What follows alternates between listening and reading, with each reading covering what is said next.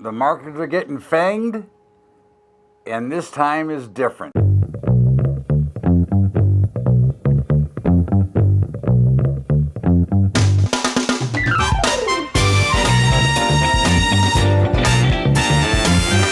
What's up, everybody? Welcome aboard to Bubba's Daily Update. And wow, the markets are getting fanged. The tech stocks are getting the crap beat out of them, and nobody cares. Everybody thinks that, once again, this time is different. You see really no fear. And again, I'm not telling you to be afraid here. I'm just saying that everybody thinks that the Fed will come to rescue maybe on Wednesday, that something is going to suddenly change. Nobody's worried about the amount of debt that we have created. Nobody's worried about that these companies were already priced for perfection. And nobody cares that the earnings are or may not be as good as they should be.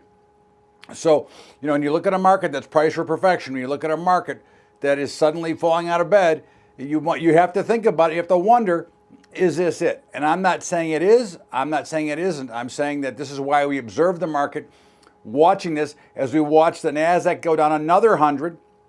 So now the NASDAQ has dropped about 4% from its highs. We see the Dow down another 150. We see the S&P down. We see the Russell, after being much stronger, also down.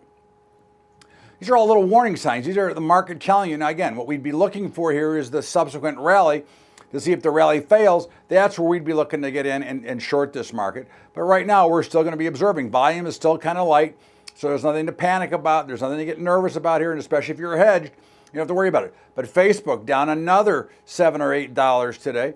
Again, it doesn't matter, right? We just buy them because that's what we've always happened. And that's, of course, what happened with Netflix. It's now down 25% from its high.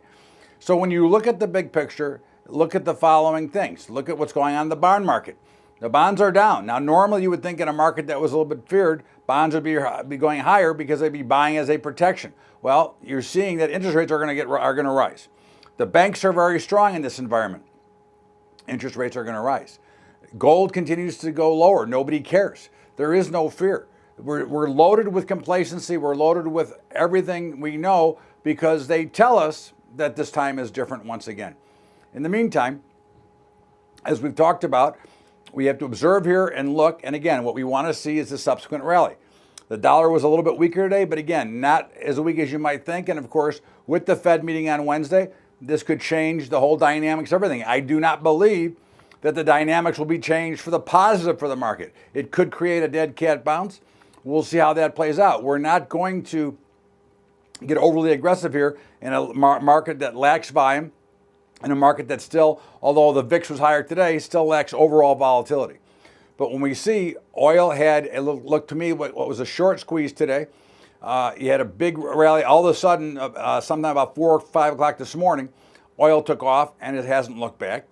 You've got the Bitcoin selling off a little bit. Not a big deal. I think the interesting part of today was the grain markets. Grains were very strong.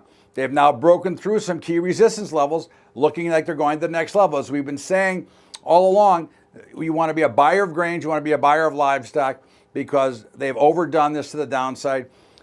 Look for another announcement this week, and I would almost bet that it'll be something to do with China. We already know that Mexico is coming on board. We already know that the EU is on board.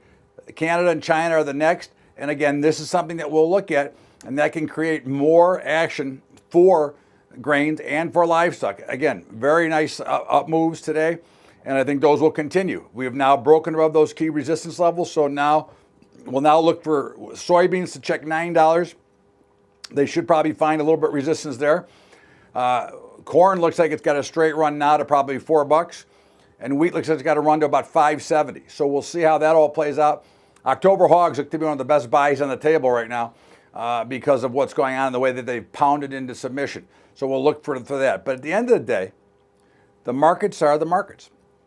And we're not going to buy into that this time is different, that magically the money is going to reappear, magically the debt's going to go away, and magically we're going to be able to work on this quantitative easing program. This market is old, it's long in tooth. Now again, it doesn't mean it's going down tomorrow, but just watch. You've got Apple earnings tomorrow. You've got Tesla this week. Look what's happened to Tesla, down 30% from its highs. So again, you're starting to see a lot of warning signs. And typically in markets like this, everybody doesn't pay attention to the warnings. They're so worried that they didn't get in the first time, they're trying to get it now. Remember this, The insiders are the ones that are selling right now on these stock buybacks. That's not a bullish sign. So keep in mind, patience, observation.